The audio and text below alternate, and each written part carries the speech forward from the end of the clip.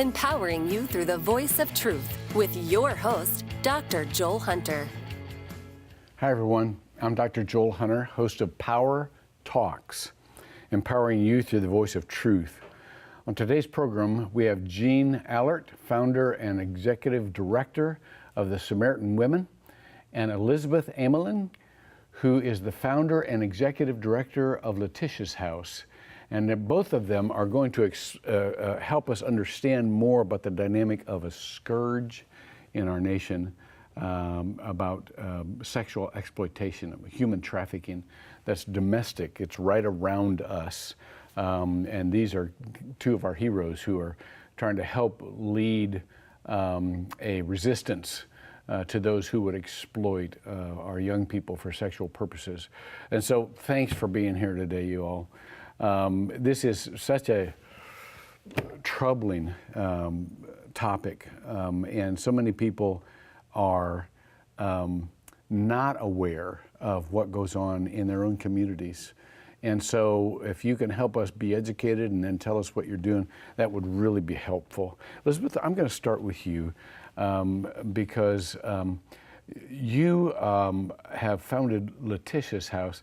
Tell us who Letitia is and what the house is for. Letitia's House is a safe house in Virginia, and we're opening a safe house in Orlando, in the Orlando area. Awesome. Because there's a great need for long-term housing, Yeah. at least a transitional housing for victims of sex trafficking. 15 years ago, I went to Chicago. I was a parent chaperone on a youth group trip. I have a degree in classical music. They listened to rap in the car.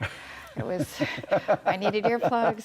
My husband would say, don't say that. But there was a child on the street corner, and I saw her. And as a mom, I was a homeschooling parent, played music at my church. I went, where's her mom? Her name was Letitia, and we realized very quickly that she was being trafficked. So over the course of a 2-week period, we kept running into her. Now, they're going to wonder, how did you know her name? How did you get her name? Because she came up to us. I was approachable, and I had a 12-year-old daughter with me who was approachable. So we didn't look scary, and we were friendly, and we were handing out food and water because it was 100 degrees in the Windy City. Wow.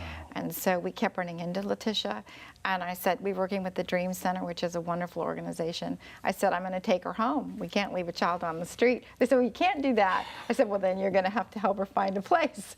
They said, we have a safe house, but only if she's willing for Christ to change her life. Yeah. So eventually we encountered her at midnight on the street with her pimp, and I got out of the van and I said, do you want to change your life? She said, I don't know how. She prayed. She said, Christ, if you're real, change my life. She cried. We put her in the van. We drove to a safe house. And when we got there, as we went, she told her story. She'd been trafficked by her brothers when she was 12. She had Hep C. She was HIV positive. She'd been stabbed. She'd been raped. She talked, and I had a gaggle of little girls from protected families who'd never heard anything like it, and they're all just sobbing. Well, we get to the safe house, and she says, will I have a place to sleep? Will I have a shower? And the house manager came out. It's a moonlit night in Chicago, and she takes this 80-pound girl with her shoulder blades sticking out like angel wings. She was 80 pounds, soaking wet, and she says, welcome home, Letitia, welcome home.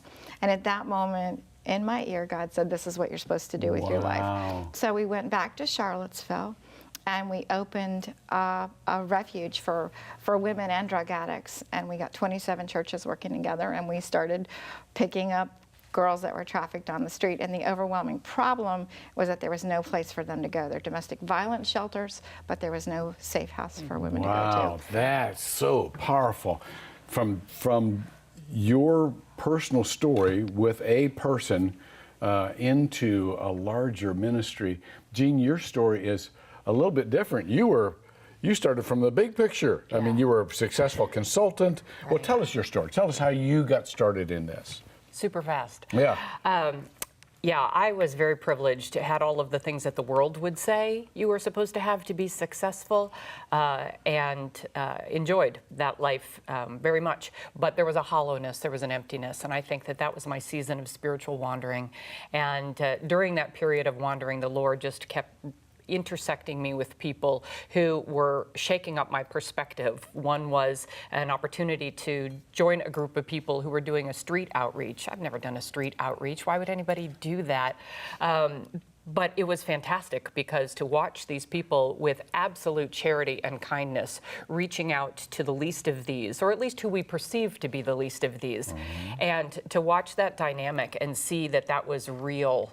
And then in those encounters, just like you said, Elizabeth, what changes all of us is when you have that one. When God puts a face on a problem and gives you an actual name, a prayer intention, when that becomes real, I think that's when it's transformative. So for me, it was Heather. Yeah. And I think we could each say, you know, who was it that was that turning point for each one of us? And it was so dramatic that I ended up selling my house and selling my company and buying a 23-acre estate in Baltimore, and here we are 11 years later. Wow. Yeah. Well, let's go a little bit further into where we are. Yeah. Tell me what Letitia's House does. I mean, what's the program? What's the, you know, I'm so thrilled to hear we're going to have one of these in Orlando. What do you need? What do you do? What's your goal? We have a lot of goals, a house in every state. That's my long-term goal Great. until there's no trafficking victims on the street. But we have crisis intervention stabilization.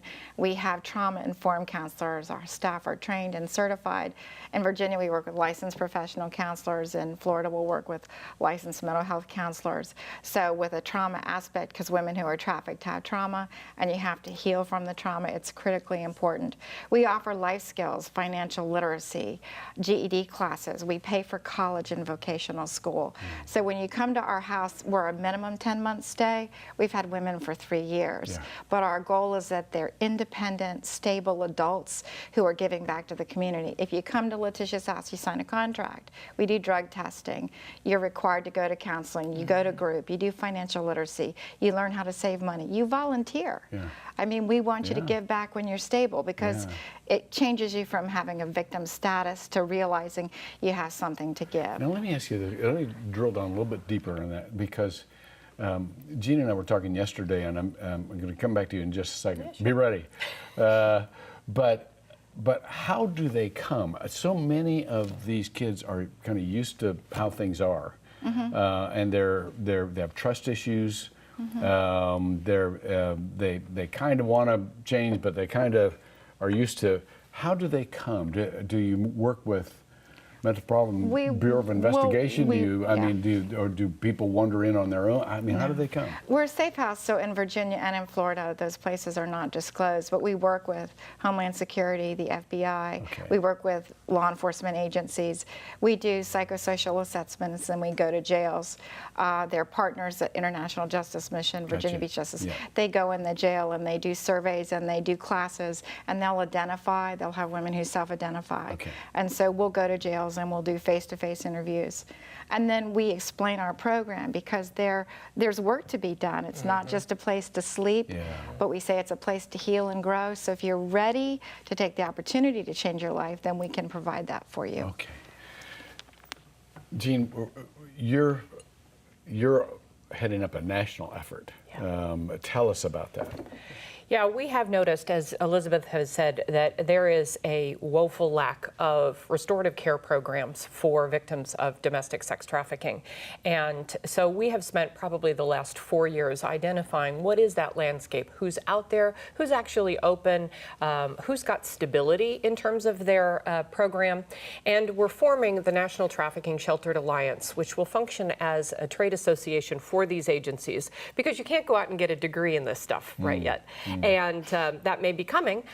So there's a lot of, you would call, founder intelligence that needs to be amassed so that we can move to a place where we can actually say the words best practices and mean something, because right now everybody's just practicing. That's right. And so we've got a ways to go on this. The academic community is very interested in this topic. We get, probably as you do, a lot of requests for research.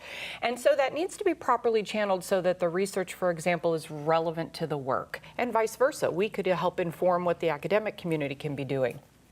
So we're taking this initiative to form this group. We'll be in our 3rd year of having a national conference, and to bring these folks together. I'll tell you one little fun story about the first time we did the conference in Chicago. We were all sitting together in a room, there were about 24 of us, and we went around the room and we asked everybody, when was it that you had that call from God? And the most amazing thing was 80% of the people in the room said it was in the summer of 2007. And we all had that same reaction, like, whoa, God was on the move in all different ways. A school teacher, a GYN, an internet consultant, all said 2007 was when I knew I was going to change my life. So that's so interesting to know. This is part of a much bigger narrative. Yeah. Oh my goodness. A much bigger narrative. Oh my goodness. Of course, we also kidded that we came up with our own little logo of our little club, saying that we were all whale vomit because we all recognized that we were all Jonahs in our own. We're trying to run away. No, Lord. So welcome to the Whale Vomit Club. I don't even like that kind of word. Yeah, I love that, whale vomit.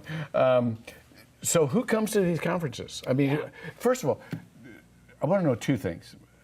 If I'm listening, I'm thinking, how do you even know in your community who works with these kids or these adults? How do you do an inventory when you say we want to go around, we want to get the information so that we can have a network, knowing who's actually doing that, and secondly. Who comes to these conferences like the one in October that you're having? Yeah, so let me knit a couple of those things together. In 2017, we did a national study of the victim services landscape for this issue. And one of the things we learned when we asked these agencies, from where are your referrals coming? How are they getting to you? Interestingly enough, of the agencies that were surveyed, we found out that the majority of referrals were actually coming from interpersonal networks, not as much from law enforcement or hospitals or what we might expect to be frontline responders. Now that may be because a lot of those entities have to have formal training and a directive before they're on the issue. So what we're seeing is that it will be somebody knows somebody who knows somebody, or they work at a hospital, or they know somebody's daughter has gone astray and is in trouble. So it's just been interesting to see that, to your point about how do you find out, I think a lot of it right now is very viral. I would encourage anybody in a community, regardless of where you are in the United States, just start with Google. Who is doing anti-trafficking work? It is likely that you have a task force somehow. Right. Near you. Yeah. And so that's the place that you start. Good. You can go through Salvation Army, you can go through HHS, has the Rescue and Restore coalitions. Right. And your local police. Yeah. I think citizens should pick up the phone and ask your chief of police or your sheriff, what are we doing about this issue? Good. I like that. Because that's going to prompt their response. Yeah, I like that. Elizabeth, let me come back to you. Tell me, this is so fascinating to me because I know what it's like. I mean, the startup business failure rate is incredible. Yeah. And you formed an organization that's a helping organization for these. How did you do that? I mean, this is a tough thing as far as forming a Letitia's House. Sounds like a simple thing, and I can see somebody out there going, oh, I think I'll just form one of those for trafficking victims in my house. I've got a spare room, What did you go through that you were able to successfully form a healing network? Because this is a comprehensive deal. You named off a number of services that are connected to what you do. How did you do that? Well, it's a really good question. Honestly, I think it's because I'm doing what I'm supposed to be doing. Yeah. I was a music director at a little non-denominational church, and when our pastor got in trouble, he left and there was money left over. So the elders voted to give money away. And we had a street ministry called H2O where we went out Thursday, Friday, and Saturday nights. And I took girls that were trafficked to the hospital. We brought some of them home to our house. We reconnected minors with their parents because there was no place for them to go. So it was an incredible need. My children were a part of it. My husband is totally supportive of it. But the need for a house was great. So we were doing this ministry, and the elders at the end, they said, let's give Liz $25,000 so she can open that blank house, because that's all she talks about is a need for a house. So I started with $25,000. I said, okay, God, you give me $25,000. I know you're going to give me a house. I mean, it sounds kind of silly, but I totally believed if he could give me $25,000, he could do whatever. And he actually did.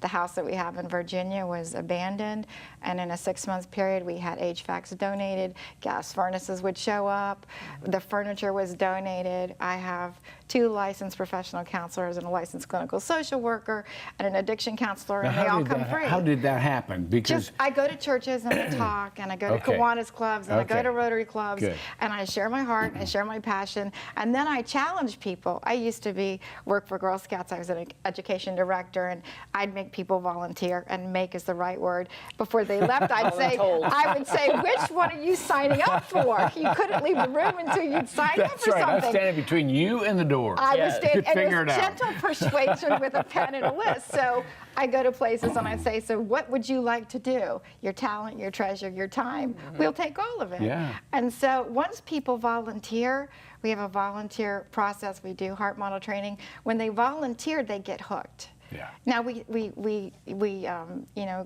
background check our volunteers, and they have to be trained. Not everybody, they have to be vetted. Not everybody can do this. It's a hard job. You have to be strong emotionally to do it. So once they get involved, they say, I'll be your licensed professional counselor for a year. Well, our LPC right now has worked for us for 3 years. So that's kind of, it's all come together. We're largely volunteer driven, and we're a ministry. Wow. So I would hope, though, that we would put it on the bottom of the screen, don't try this at home. Exactly. Right? Exactly. Really don't encourage. Yeah, really. Solo, not so much. Yeah, it doesn't work. You got to have more than a good heart. Yeah. Well, you had some of the same dynamics from your own story, Jean, in that you made a huge initial personal investment. Right. But then you saw some resources coming your way and some other folks. Tell us about how you got the team, because you don't do this just as an individual. Oh, no, we've got about 30 staff now, and 3 houses, and actually 4 buildings, 3 houses, one's administrative. But it has been really a work of watching the Lord provide. And while that sounds simple, it requires the faithfulness of going out there every day. We become very much foot soldiers of the mission. And I think that when you own that, people are so attracted to passion. I wonder if that's sort of the bigger void that we have, is that people want to know that their life has meaning and purpose, and there's passion. And so when you can come out and say, I'm really committed to this, you know, whether that's girls in sex trafficking or hamster rescue, you know, like people like passion. That's right. And so I think that he chooses people for whom that is abundant. And that has made, I think, the difference. I can't say that I have had to do a lot of fundraising, but you also get incredibly creative about how you do staffing models, how you utilize volunteers. You know, ultimately what we're trying to do is we are trying to restore these women to society. And so it is vital that we not create some kind of bubble in which they have a false reality. So one of the things that I thought would be important to bring up is how much we use men in our program. Really? I think there's a stereotype assumption that, oh, they've been wounded by men and they must hate God the Father, and so we have to create this reality that is just women, and that's not at all true. In fact, the studying that we do has helped to dismantle some of those myths. We use men as tutors, whether that's academic tutors or schoolhouse teachers, or whether they come in and teach guitar. We do a fun thing. I think I mentioned with you yesterday that 70% of the women that we've served have grown up in fatherless homes. I had a very dear opportunity with Our Ladies where they asked me, what's it like to grow up with a dad? Wow. Gosh. Heartbreaking, right? But they were genuine. What does a dad do in a daughter's life? Well, that mobilized into, what do you wish your dad would have done? And so I'm taking down a list of all the things that they thought dads were supposed to do. And I immediately started calling up my churches. And I'm like, I want your dads. Give me your dads. And so we do this every couple of seasons is we will bring in a dad's group and they will teach the ladies something. So they may come in, bring an old car and teach them how to change the oil and change a tire and what's that little thing that does the thing and all of that stuff. And it's fantastic, not only for the ladies, but I have to say that's the transformation in the men. Yeah. When they walk out of there and they say, she looks just like my daughter's best friend. Yeah. And you're like, yeah, because she's somebody's daughter. That's right. Exactly. That's who she is. You know, when people are listening to this, I know that everyone immediately connects with these folks that are in this kind of captivity emotionally, and like the men, they don't immediately see what they could do. But I want to ask both of you, just first of all, for people who are listening and watching, how would they recognize somebody around them like Letitia, who they could just say a kind word to and maybe be available if that person wanted out?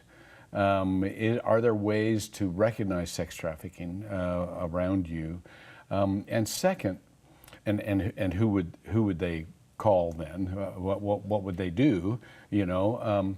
But secondly, what are some of the ways that churches can be involved in, or houses of faith can be involved, or Rotary clubs, or civic groups, or whatever, because people want to help and they want to help together, and they feel a little bit more emboldened if they've got a group, if they're part of a group, than just individuals. So first question, what do they look for? What do we look for? Let me jump off on one thing that you said that I think requires an underscore. Yeah. You said a kind word. We have to understand that part of the grooming process, the recruitment and grooming process, first you have to find vulnerable individuals, and this country produces many. Yeah. Then the grooming process isolates. There's a key component of this is that she is socially estranged, and she is constantly reminded nobody looks for you, nobody wants you, you can't look anybody in the eye. And so the disruption that we can have merely by seeing her, how many times does God talk about he was seen, she was seen by him? That's huge. We shouldn't undervalue the importance of saying, I recognize your existence. That's one dismantle. I don't think we jump in with, let me rescue you. I think that's very, very dangerous because you don't know the consequence of that. Yeah. One of the things that's interesting about street outreaches that a lot of churches are involved in, even that's going to a club or particular district where there's known prostitution, or frankly, even working with high school at-risk kids, is letting the child know that there is a safe person in their life can be that one saving grace. That's good. On the preventing side. That's good. Elizabeth, you mentioned that also for Letitia, that you were approachable with your daughter because she possibly felt like, she could come to you. What would you add to what Jean just said? Well, we do outreach in our community in Williamsburg, and we have pens, and we have a phone number on there, and we've done cards that we leave at hotels. Great. So we've gone to our local hotels. We have a strip where there's trafficking up and down Route 60 in Williamsburg, and they're just beginning to do a task force and deal with it, and we're educating law enforcement so they know how to see it. But we leave cards there. So we say to the people at the front desk, if you see this person, call us or let us know, or call law enforcement. So law enforcement is a really important part for us because they'll identify it. I mean, law enforcement is changing, at least in Virginia. It used to be very punitive, and now they're more apt to say, I've got a girl, do you have a bed? I think that's true. And all around the country. It's a different attitude, and it's a positive thing. Absolutely, I think that's true all around the country. So if I'm in a group, and a group wants to do something, what do they do? I think first and foremost, education. There are a lot of resources now that you get. There are prayer guides. There are ways in which you can make a small group study out of the issue of slavery through the Bible to modern day. So I think that's going to create a greater attunement to this. I think that the ways in which you reach out to a local service provider, instead of trying to create something yet again, see how you can come along existing agencies and say, what do you need? Yeah. Please don't come in and say, here's what I want to give you. Yeah. Come in and say, what do you need? Yeah, exactly. And we will fall all over ourselves. This is good. This is good. What would you add to that? Same thing. When I go talk to Rotary clubs or Kiwanis clubs, they don't necessarily want to interact with the ladies, and the ladies don't want to be on display. And we Yeah. don't Right. do that. We're Right. protective of their lives. It's their home. It's their residence. Yep. And they don't want, we don't exploit them. I mean, that can be exploitive. So we say, we need a new sanitation system, or we've got plumbing issues. And so the Williamsburg Association of Realtors just did we need a new septic tank. And so they did outhouse, and people put donations in it for our septic tank. really? I mean, literally a wooden outhouse. I mean, and they're like, we're raising money for affluence. It sounds I love pretty, that. it's not. I love that.